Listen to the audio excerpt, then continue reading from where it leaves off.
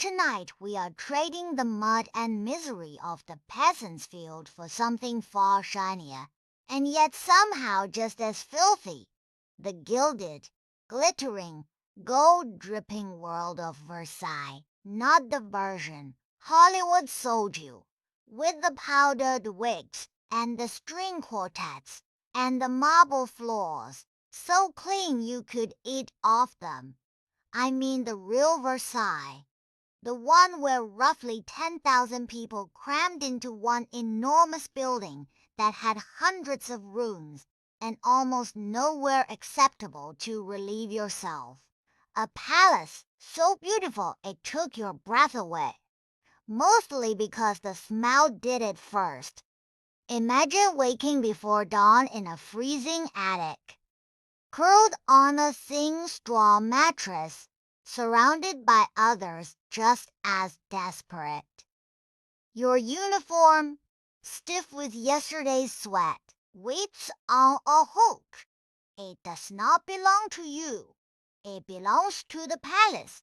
You dress in the dark because tea here is no candle to waste. You are a servant at Versailles. And your day began before the sun even thought about rising. You walk miles indoors before the king opens his eyes, carrying water up endless staircases, your arms screaming, your back aching, and no one so much as glances your way. Water. That is your world. The palace needs thousands of gallons every single day, and every drop arrives the same way, carried by hand, upstairs, through corridors, in heavy buckets that leave your hands raw and your shoulders permanently damaged. There are no plumbing systems worth mentioning. You are the plumbing. The nobles need water for bathing, for cooking, for their elaborate toilets, and you haul it all day after day after day. Your arms swell, your joints grind, and tomorrow you do it again, because there is always more water needed, and there is always another bucket waiting. Now here is where it gets truly vile. 10,000 people, and almost no working toilets. Chamber pots overflow. Corridors reek. The famed Hall of Mirrors. People relieved themselves behind pillars and in corners because there was simply nowhere else to go. And who empties those pots? You do, every morning. You carry the waste of the nobility down those same endless stairs, trying not to retch, trying not to spill, because a spill means punishment. Then comes the standing, hours and hours of standing, perfectly still against the walls. You do not speak, you do not shift your weight, you do not scratch an itch. You exist as furniture, breathing decoration, present only to serve at a moment's notice. The king's lever, his morning rising ritual, involves dozens of nobles and even more servants, all packed into one room watching a man wake up. You stand there for hours, your feet screaming, your legs cramping, and if you so much as sway, you risk being noticed. And being noticed is never good for a servant. You are invisible by design, and you must remain so. And the food. Oh, the food. Mountains of it.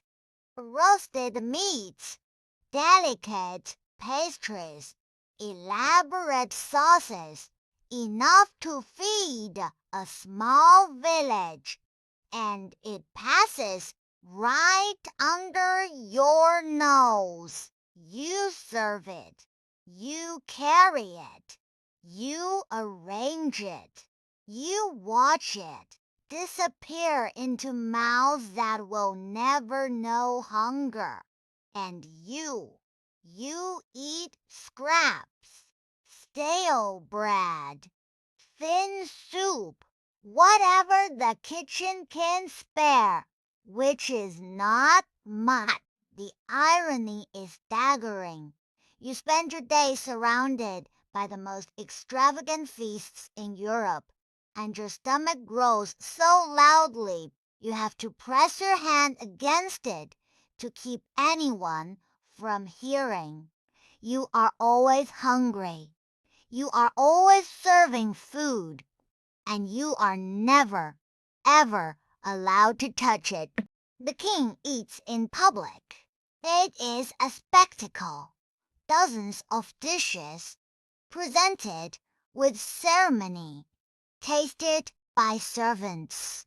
First to make sure nothing's poisoned. That is right. Your job includes being a human test strip. You take that first bite, and you wait.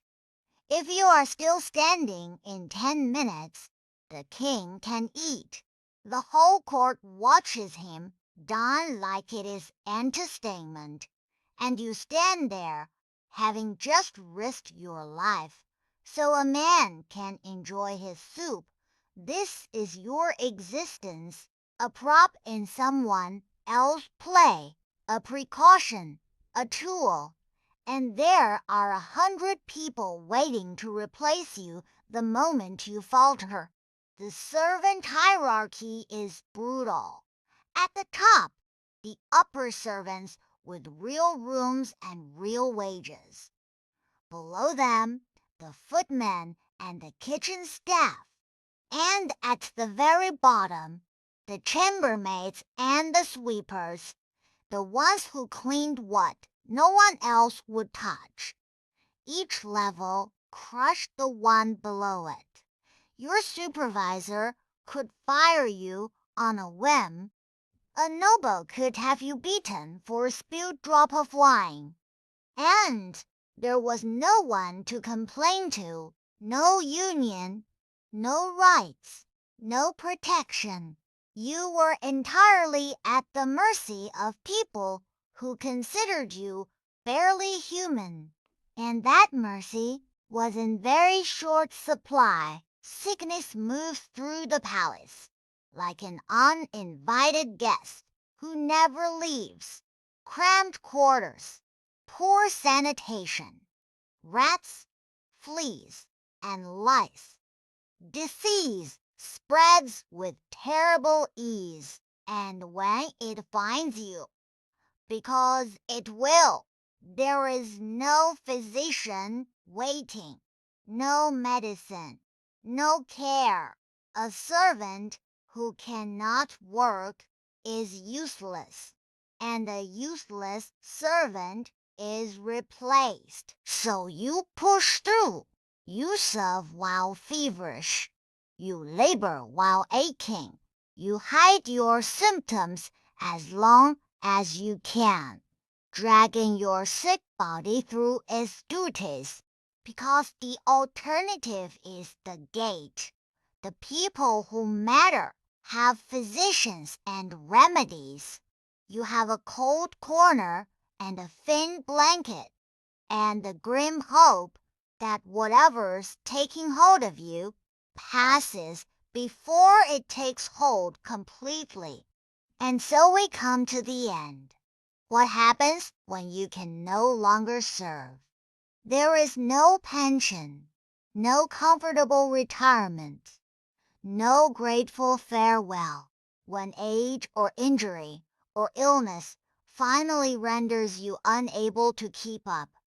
You are simply released, cast aside to make room for someone younger and more The palace remembers its kings. It carves their glory into stone.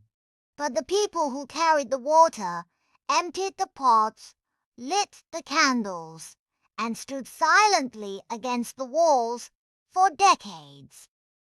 Those people vanish from the record entirely.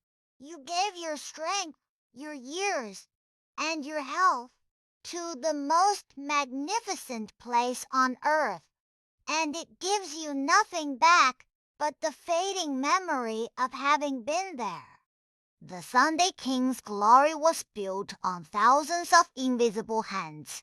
Every gleaming floor, every warm room, every flawless ceremony rested on the unceasing labor of people history would never name. You did not live the dream of Versailles. You were the machine that made the dream run, quietly, thanklessly, until you could not any more. The gold and the glory went to the few. The work, the aching, the cold, and the forgetting went to the many. So the next time you encounter something magnificent, something that takes the breath away, perhaps spare a thought for the invisible hands that surely held it up, the countless quiet servants of every age who gave everything to make someone else's dream shine, and asked in the end only to be remembered.